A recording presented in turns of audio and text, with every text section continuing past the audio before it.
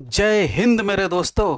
तो मैं लल्ला भैया फिर से आप सभी के बीच SEQ सेक मेथड लेके आ गया हूँ। सिलेबस के साथ साथ वो टॉपिक का explanation plus most important questioning. तो बढ़ते हैं। तो आज हम लोग कौन कौन सा टॉपिक कवर करने वाले हैं। द यूनियन लेजिस्लेचर का मीनिंग ऑफ फेडरल सेटअप, ये तो पहले ही लास्ट वीडियो में कर चुके हैं। आज हम लोग करने वाले हैं qualification of members of the Lok Sabha, parliamentary procedures में सेशन, कोरम और क्वेश्चन आवर। तो सिलेबस जानना क्यों जरूरी है? ताकि एग्जाम में जो क्वेश्चन आए तो माइंड डायरेक्ट सिलेबस में बुम से मारना है, ये टॉपिक्स है। फिर एक्सप्लेनेशन को याद रखना है, फिर क्वेश्चन सॉल्व कर देना। हो गया, यही है सेक मेथड। ठीक है, तो बढ़ते हैं आगे। तो पहला टॉपिक है क्वालिफिकेशन फॉर मेंबरशिप। डॉक्टर बनना है, MBBS का क्वालिफिकेशन जरूरी है, MBBS करना होगा। इंजीनियर बनना है, BTech करना पड़ेगा, तभी इंजीनियर बन पाओगे। तो लोकसभा का भी मेंबर बनना है तो क्वालिफिकेशन का भी जरूरत पड़ेगा। जैसे सिटीजन ऑफ इंडिया है, एज 25। एज को देखो, बहुत इंपॉर्टेंट है। एज में लोकसभा, राज्यसभा और प्रेसिडेंट ऐसे लिखना, और 5 जा 25, 30, 35। बस ये क्या है, 25 है, बस इसको याद रखना। बाकी क्वालिफिकेशन राज्यसभा, लोकसभा और प्रेसिडेंट का लगभग लगभग सेम ही है, तो उतना प्रॉब्लम नहीं होगा। एज को याद रखना है, 25, 30, 35। बाकी should not B of unsound mind, should not be undischarged insolvent, should not be a proclaimed offender, should not hold office of profit, ये सब में सेम ही रहता है। तो हो गया क्वालिफिकेशन। तो ये सब है क्वालिफिकेशन, देख लो। इसको थोड़ा बड़ा कर दिया जाए आपके लिए, ताकि एक नज़र पॉज करके देख लो। अगर इसमें एक्सप्लेनेशन चाहिए ईच एंड एवरी पॉइंट्स, तो मेरा प्लेलिस्ट बना हुआ है, उसको देख के अगर आओगे तो बहुत बढ़िया है। तो बोलोगे तो फिर से वीडियो बना देंगे एक्सप्लेनेशन का। ये मेन मोटिव है, फोकस है क्वेश्चनिंग पे ज़्यादा। तो citizen of India 25 years of age, should not be proclaimed offender, should not hold office of profit, central या स्टेट गवर्नमेंट में एम्प्लॉय नहीं होना चाहिए, सर्वेंट नहीं होना चाहिए, should not be unsound mind, आता माजा सटकली नहीं होना चाहिए, और अनडिस्चार्ज इंसॉल्वेंट मतलब डेप्थ में नहीं होना चाहिए, और इलेक्टोरल रूल्स में नाम होना चाहिए। इलेक्शन देने इलेक्शन के समय आता है नाम, हाँ लिस्ट में आपका नाम है, मम्मी पापा जाते हैं ना देने, तो वो इलेक्टोरल रोल जो इलेक्शन कमीशन रेडी करता है, तो उसमें नाम होना चाहिए। तो these are the qualification. Pause करके देख लो, फिर क्वेश्चनिंग करेंगे। तो बढ़े। तो पहला क्वेश्चन ये रहा, तो इसको थोड़ा सा आपके लिए बड़ा, चश्मा लग जाएगा नहीं तो मेरा जैसा है। तो क्या क्या है, given below are the details of few Indian citizen. Candidate दिया है, एज दिया है और अदर डिटेल है। कैंडिडेट कौन है यहाँ, S है, S नाम भी है, देख लो यहाँ पे। T है, U है, V है, एज दिया गया है और अदर डिटेल दिया गया। ठीक है भैया, तो करना क्या है, select the candidate who fulfils the eligibility criteria to become a members of the Lok Sabha. तो एलिजिबिलिटी कौन है एलिजिबल यहाँ से, तो सबसे पहले एज को देखना है। तो एज लोकसभा का याद करो 25 है कि नहीं, तो कोई है, सब तो है। तो अब क्या किया जाए, S बनेगा, T बनेगा, U बनेगा कि V बनेगा। तो टाइमर स्टार्ट कर दे। Can you do it, yes I can. तो if your answer is U, तो आप मुस्कुराइए, आपका आंसर सही है। क्यों, क्योंकि अनडिस्चार्ज्ड इंसॉल्वेंट तो डिस्क्वालिफिकेशन में आ जाएगा, नहीं होना चाहिए था। अनसाउंड माइंड, आता माजा सटकली बन जाएगा, तो फिर सटक जाएंगे सब, फिर जेल गया हुआ है, तो ये कैसे होगा।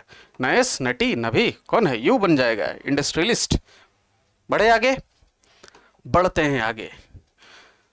तो सब क्वेश्चन पे नज़र डालिए, तब तक हम कुछ इसमें कारीगरी कर देते हैं, बड़ा छोटा। क्या है question, who among the following is eligible to become the member of Lok Sabha. कौन है एलिजिबल, सिटीजन एज उसका 23 साल, सिटीजन एज उसका 25 साल। एक दूसरा का है, श्रीलंका से है पर इंडिया में 10 साल से रह रहा है। Government servant, age 25 years. तो टाइमर चालू, can you do it, yes I can. तो जिसका जिसका आंसर ए है वो गलत, क्योंकि 23 है। जिसका जिसका आंसर सी है, जा बाबू, कोई बात नहीं, क्योंकि ये अनदर कंट्री है ना, तो ये भी नहीं होगा। और ये ऑफिस ऑफ प्रॉफिट वाला है, तो बी वाला मुस्कुराइए, योर आंसर इज करेक्ट। मुस्कुरा दो अब। चल क्वेश्चन पर नजर डालिएगा, तब तक लल्ला भैया आप लोग को चश्मा ना लगे उसका इंतजाम कर देते हैं। फिर से वही टॉपिक है क्वालिफिकेशंस, तो उसी से रिलेटेड क्वेश्चन सब है, तो एग्जाम में भी वही होना चाहिए, इसीलिए SEQ मेथड आया है। तो क्या क्या है? A graduate from a recognize university, a registered voter in any parliamentary constituency in India, a member of any political party या government employee। तो कौन बन सकता है member of the लोकसभा? जल्दी, can you do it? Yes, I can। तो graduate वाला तो कहीं देखे ही नहीं थे, तो ये तो ना होगा भैया। पॉलिटिकल पार्टी ये भी तो नहीं देखे थे क्वालिफिकेशन में कुछ, और ये तो ऑफिस ऑफ प्रॉफिट होल्ड कर रहा है, ये तो कदापि ही नहीं होगा, असंभव। तो असंभव को संभव कौन करेगा? जिसका इंडिया में कहीं भी इलेक्टोरल रोल में नाम होगा। तो your answer B is correct, सही है। तो मुस्कुराइए, मुस्कुराने में पीछे नहीं हटना है। ये क्या हुआ भैया? चलिए, तो पढ़ते रहिए। पैसेज है, कोई दिक्कत नहीं है, पैसेज हो या ऐसे हो, सबको कर लिया जाएगा। तो पैसेज बेस्ड है। तो पैसेज क्या दिया हुआ? The Lok Sabha is composed of representative of the people chosen bye direct election on the basis of adult suffrage, मतलब 18 साल से जो ज्यादा है वो वोट करता है, to become a member of the Lok Sabha. ठीक है, a member must fulfil certain constitutional qualification. तो ये सब क्वालिफिकेशन पहले ही कर चुके हैं, और ये सब डिस्क्वालिफिकेशन है। अनसाउंड माइंड वाला, undischarge insolvent, holding office of profit. तो according to the passage who elects the member of the Lok Sabha, passage में कहाँ दिया हुआ है कि लोकसभा को कौन इलेक्ट करता है? तो यहाँ दिया गया है chosen by direct election on the basis of adult suffrage. तो जो डायरेक्ट तो इसके लिए याद रखना, लोकसभा का मेंबर को कौन सा इलेक्शन के थ्रू इलेक्ट करते हैं? General election.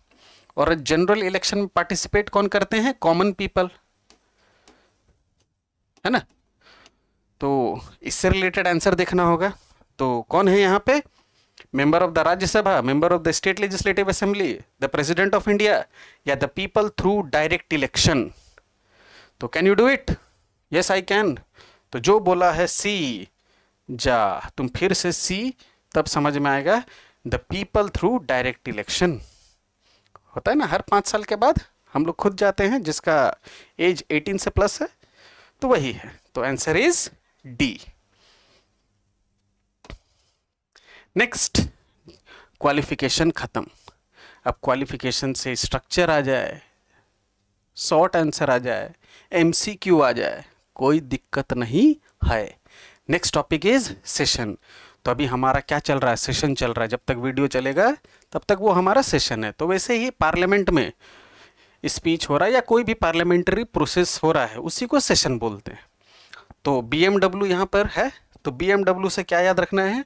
BMW, तो 3 सेशन होता है, budget session, monsoon session, winter session.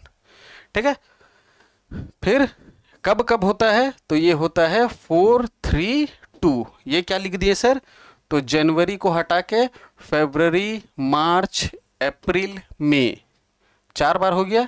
फिर जून को हटा के जुलाई, अगस्त, सितंबर, फिर अक्टूबर को छोड़ के 2, नवंबर, दिसंबर।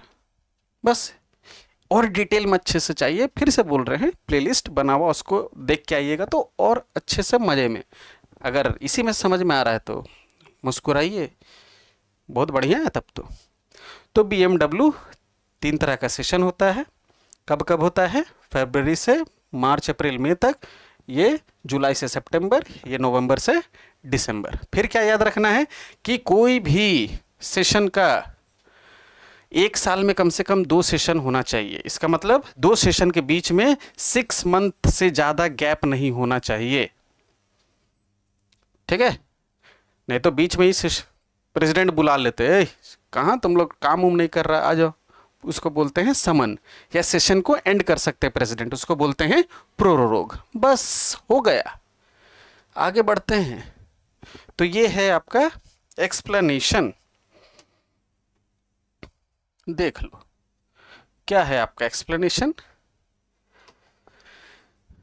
The period during which the house meet to conduct its business, जब वो मिलते हैं अपना बिजनेस करने के लिए तो उसको सेशन बोलते हैं। कितना टाइप का है? 3 टाइप का। BMW मंथ पहले ही कर चुके हैं, दोनों का बीच में कम से कम 6 महीना से ज़्यादा का गैप नहीं होना चाहिए। प्रेसिडेंट उसको बुला सेशन को एंड कर सकते हैं, मतलब प्रोरोग समन भी हो सकता है ना। प्रेसिडेंट उसको डिसॉल्व भी कर सकते हैं। और ये जॉइंट सेशन का मतलब होता है the president can convene a joint session, मतलब बुला सकते हैं जॉइंट सेशन। तो कोई बिल अगर पास नहीं हो रहा दोनों हाउस से तो डेडलॉक हो जाता है, तो दोनों हाउस को जब एक साथ बुलाते हैं उसी को बोलते हैं जॉइंट। तो जॉइंट सेशन कौन बुलाता है? प्रेसिडेंट। समझ में आया क्या? तो आगे बढ़ेंगे क्या? आ गए नए क्वेश्चन के क्या? चलो क्या क्या के साथ नेक्स्ट क्वेश्चन जल्दी। How many sessions of the Lok Sabha are held in a year? Can you do it? Yes I can. कौन सा होगा? Very good, BMW 3 session. Next question जल्दी से, what is the maximum gap allowed? थोड़ा सा बड़ा कर देते हैं। What is the maximum gap allowed between 2 session? Maximum gap, can you think? Yes I can.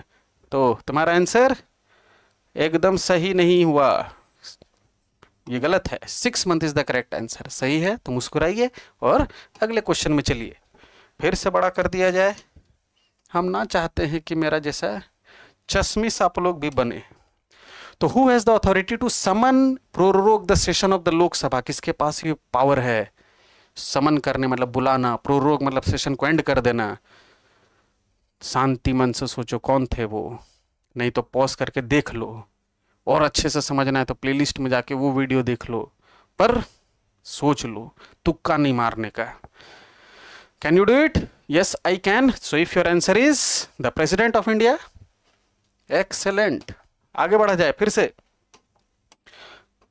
से बढ़ा जाए। और अगला क्वेश्चन क्या है? The first session of the Lok Sabha कौन सा है? First session monsoon, budget, winter या एनुअल? तो कैन यू डू इट? तो BMW में सबसे पहले क्या आता है? तो B, आंसर भी B, एकदम सही। आगे बढ़ते हैं, चलिए अब है which of the following statement about the session of the Lok Sabha is true? कौन सा सही है? The speaker summon and dissolve the Lok Sabha, the prime minister alone decide the session dates, there must be at least 2 session in every year, there must be at least 1 session every year. तो can you do it? yes I can। कर दिया। तो जिसका जिसका answer C है एकदम सही है। यहाँ का तो प्रेसिडेंट होते हैं ये ना बाबू, है ना, प्राइम मिनिस्टर तो नहीं हो पाएंगे ना, यहाँ पे प्रेसिडेंट के पास वो पावर है। तो और एक नहीं, कम से कम 2 होना चाहिए। तो यू गॉट द आंसर। चलो तो इसमें ज़्यादा डीप में मत जाना, president is the nominal, he is the real executive, बस जैसा एक्सप्लेनेशन था उसी से करना है। चलो आगे बढ़ा जाए, देख लो क्वेश्चन को और बोलो। When does the monsoon session of the Lok Sabha usually take place? Month का याद करो, 432 BMW, एक एक छोड़ के। तो can you do it? Yes I can. तो डायरेक्ट देख के ही बोल दिया। If your answer is July to September, very good. एक का फरवरी से मई, जून छोड़ के जुलाई से सितंबर, फिर अक्टूबर छोड़ के नवंबर, दिसंबर, विंटर सेशन हो गया। चलो बहुत बढ़िया, फिर से आगे बढ़ते हैं। हो गया रिलेटेड टू सेशन। सेशन क्या होता है, कितना टाइप का होता है, कितना गैप, कौन बुलाता है, कौन डिसॉल्व करता है, कौन एंड करता है? प्रेसिडेंट। बस हो गया, खत्म कहानी। अब कोरम, तो इमेज को देख लो, यहाँ पे 2 बच्चा क्या कर रहा है, क्यों? यहाँ टीचर है नहीं, मस्ती में है सब, बट यहाँ पे बहुत सारा बच्चा है तो टीचर पढ़ा रही है और क्लास में प्रोसीडिंग सब चल रहा है। तो कोरम वही है, क्या है? मिनिमम नंबर ऑफ मेंबर्स, यहाँ पे स्टूडेंट है ना, तो minimum number of members Lok Sabha में to be present in the house to transact its business. ठीक है, प्रोसीडिंग के लिए कम से कम नंबर जो चाहिए उसी को कोरम बोलते हैं। हो गया, और कुछ नहीं है। फिर 1/10 ये सब देख लो, यहाँ पे सब है, और डिटेल में जाना है तो वीडियो बना हुआ है। फोकस मेन क्वेश्चंस पे करेंगे। तो कोरम है क्या? Minimum number of members to be present in the house before it could transact its business. ये है तुम्हारा डेफिनेशन। और कोरम होना कितना चाहिए? 1/10 ऑफ द टोटल मेंबर। ठीक है, जितना हाउस में टोटल मेंबर है उसका 1/10 उसका कोरम होता है। लोकसभा का 55, जैसे लोकसभा का कितना है 550, तो 1/10 55। वैसे 250 लोकसभा ये राज्यसभा का होता है, तो वो हो जाएगा 1/10 25। अगर कोरम नहीं मिला तो, मतलब उतना मेंबर्स नहीं आया, तो लोकसभा उसको क्या कर सकते हैं? The speaker will adjourn the house, adjourn कर देंगे। चलिए आज का कार्यवाही समाप्त होता है, द हाउस इज एडजर्न, जाओ घर जाओ। तो दिस ऑल अबाउट एक्सप्लेनेशन। जल्दी से आते हैं क्वेश्चन पे। और ये रहा पहला क्वेश्चन आपके टीवी स्क्रीन पे नहीं, मोबाइल वाला स्क्रीन में, जिसमें आप फ्री फायर खेलते हैं। देखिए, what does the term quorum mean in the context of the Lok Sabha? क्या है मतलब? The total number of minister in the government, the minimum number of member required to hold a meeting of the house, या the total strength of the house, या the majority needed to pass a bill. तो can you do it? Yes, I can. तो simply the definition, minimum number। एकदम सही। आगे बढ़िए, आगे बढ़िए, एकदम आगे बढ़िए। समझ गए तो आगे बढ़िए, पीछे नहीं देखना है। What is the quorum required to conduct a meeting of the Lok Sabha? एकदम can you do it? Yes, I can. If your answer is 1/10, मुस्कुराइए, आप अच्छा मार्क्स लाने वाले हैं। टाइम वेस्ट नहीं किया जाए, आगे बढ़ा जाए। If the quorum is not met during a Lok Sabha sitting, quorum is not met, जितना मेंबर आना चाहिए उतना नहीं आया, तब क्या होगा? What the speaker will do? Dissolve the Lok Sabha, suspend all members, adjourn और suspend the sitting until the quorum is met, और continue the sitting as usual. Can you do it? Yes I can. मुस्कुराइए, सही answer बोले। Dissolve थोड़ी करेंगे, suspend सबको कर देंगे सस्पेंड, या बिना कोरम का थोड़ी चलेगा, होना चाहिए। नहीं होगा तो एडजर्न। आगे बढ़ा जाए, आगे बढ़ा जाए, आगे बढ़ा जाए, आगे बढ़ा जाए। तो during a sitting of the house, Lok Sabha नहीं, हाउस कोई भी हो सकता है, तेरा हाउस मेरा house, Lok Sabha Rajya Sabha, only 40 members are present out of the total strength of 600. what should be the speaker do in this situation? 600 total है, 40 आया हुआ है, स्पीकर क्या करेगा? Continue the debate as planned. चलो कोई बात नहीं, जैसा चल रहा है चलने दो। Proceed to vote on the bill, वाह, बिल में वोटिंग हो जाएगा, या एडजर्न कर देगा हाउस को जब तक कोरम नहीं मिलता है, या डिसॉल्व कर देगा हाउस को। तो can you do it? Yes I can. Yes, yes एकदम सही है, एडजर्न कर देंगे। क्यों? क्योंकि इसका 1/10 हो जाएगा 60, और यहाँ दिया है 40, तो कम से कम 60 होना चाहिए था। मुस्कुराइएगा, एकदम सही आंसर दे रहे हैं, क्योंकि टॉपिक भी खत्म हो गया, कोरम।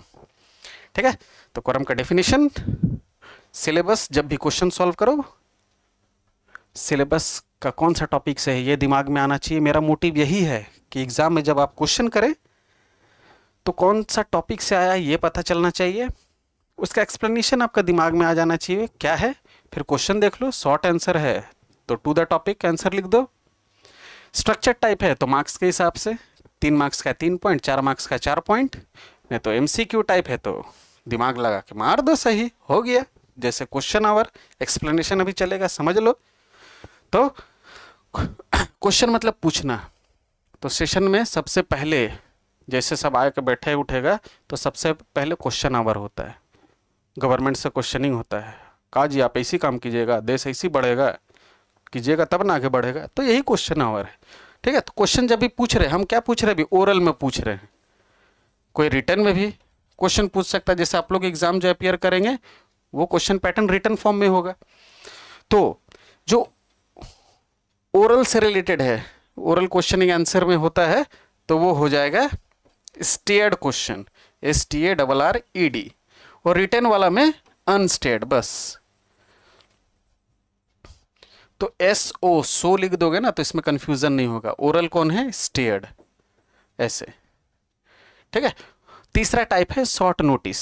अगर 10 दिन से पहले, अगर 10 दिन का नोटिस दे दिया जाए कि हम ये क्वेश्चन पूछने वाले हैं, पर 10 दिन से प्रायर नोटिस दिया जाता है, तो वो हो जाएगा शॉर्ट नोटिस। ये सब में लंबा टाइम रहता है, बाकी वो 10 दिन कम से कम।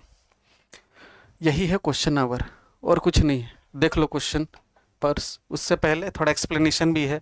क्या क्या है एक्सप्लेनेशन? एवरी मेंबर, थोड़ा बड़ा कर दिया जाए कि नहीं, क्या है, क्या है?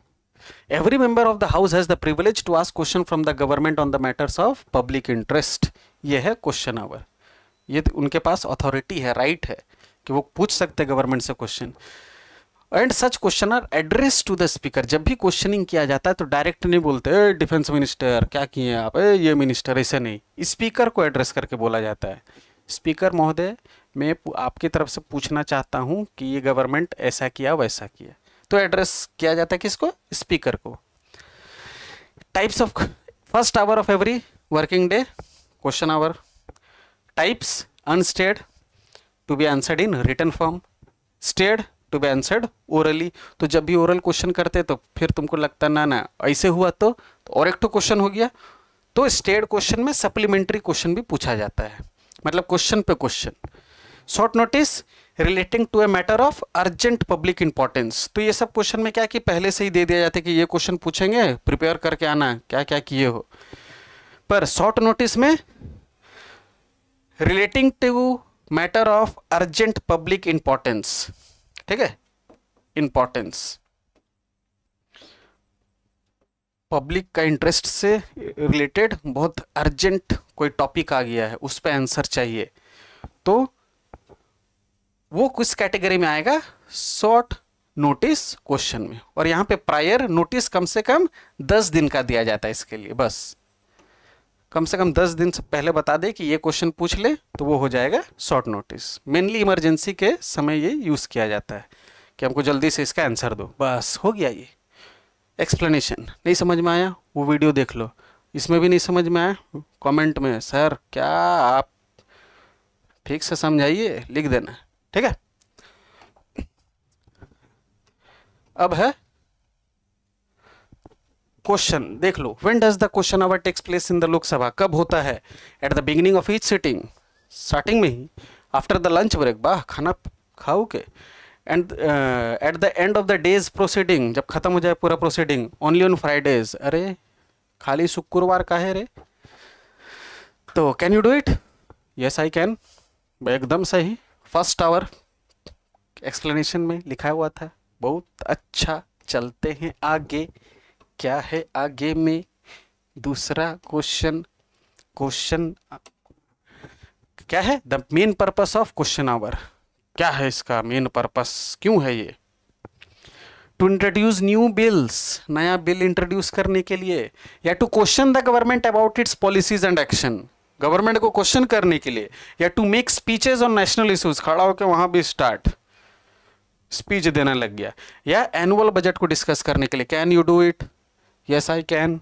अगर आंसर तुम्हारा सही है, अगर सी है तो एकदम गलत क्योंकि तुमने सही आंसर बोला, गवर्नमेंट को क्वेश्चन करने के लिए, ठीक है। तो B is the correct answer. चलिए आगे बढ़ा जाए। कोई भी टॉपिक में कहीं दिक्कत होता है, कोई ऑप्शन लगता है कि सर ये क्यों नहीं है, तो कमेंट में डाल देना है, तो नेक्स्ट वीडियो में टिडिंग टिडिंग कर दिया जाएगा उसको भी। विच of the following types of question requires return answer in the Lok Sabha? Return वाला SO से ओरल, और जो बच गया अनस्टेड, तो जा बिना टाइमर का हो गया। चलो इट तुम लोग का ऐसी फ्री में मिल गया। Unstarred is the correct answer, very good. चलो कोई बात नहीं, ऐसे ही आना चाहिए दिमाग में जब तुम सॉल्व करो एग्जाम में, ऐसे ही आना चाहिए दिमाग में जब तुम सॉल्व करो एग्जाम में। वाह बहुत बढ़िया। Next question, which type of question allows members to ask supplementary question? Supplementary कौन सा कैटेगरी ऑफ क्वेश्चन में हम लोग रेस कर सकते हैं? स्टेड, अनस्टेड, शॉर्ट नोटिस या oral question only? Can you do it? Yes I can. क्या है? Oral question. एकदम सही आंसर है स्टेड क्वेश्चन। सही हुआ? काहे नहीं होगा, जरूर होगा। पढ़ लो, दिख रहा है तो, नहीं तो हम थोड़ा सा। A member of parliament want to ask urgent question. पूछो भाई, related to sudden national event. बाबा रे, पूरा कंट्री से रिलेटेड है। Which type of question should he submit? कौन सा टाइप का क्वेश्चन सबमिट करेगा वो? स्टेड, अनस्टेड, शॉर्ट नोटिस या private member? Can you do it? अरे सर, ऐसा वाला में तो जल्दी में इमरजेंसी टाइप क्वेश्चन आया तो शॉर्ट नोटिस ही रहेगा। Very good, correct answer. पढ़ लो, क्या है?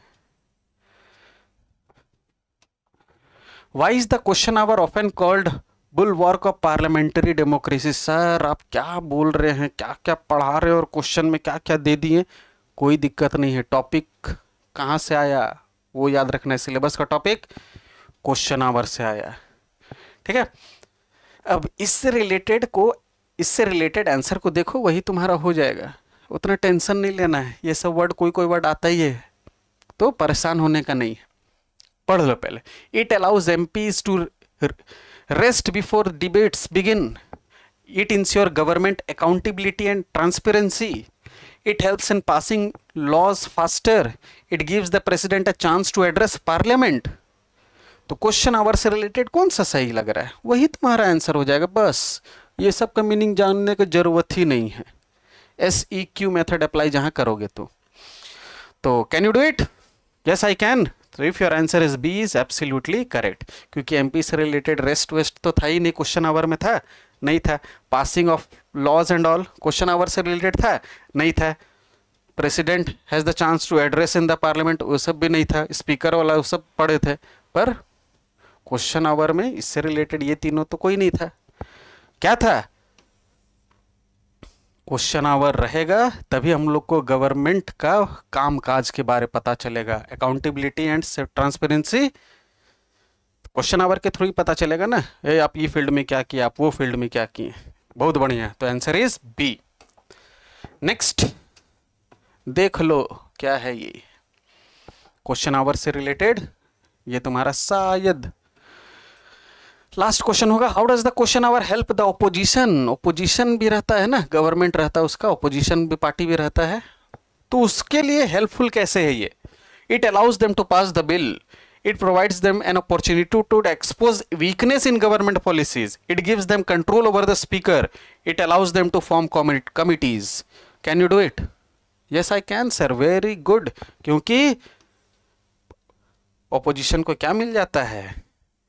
मौका मिल जाता है कि ये गवर्नमेंट तुम्हारा जो पॉलिसी था काम नहीं आया, एम्प्लॉयमेंट अभी भी है और एम्प्लॉयमेंट बढ़ाइए, ठीक है। बाकी सब तो नहीं है related to question hour. This is the correct answer. I hope it is clear. आगे बढ़ो और अलविदा कहने का समय आ गया है, पर टेंशन नहीं, पूरा सिलेबस SEQ मेथड से ही खत्म कर देंगे ताकि एग्जाम में एकदम टेंशन लेने का बात ही नहीं। मिलते हैं नेक्स्ट वीडियो में। जय हिंद, take care and don't take tension. Thank you.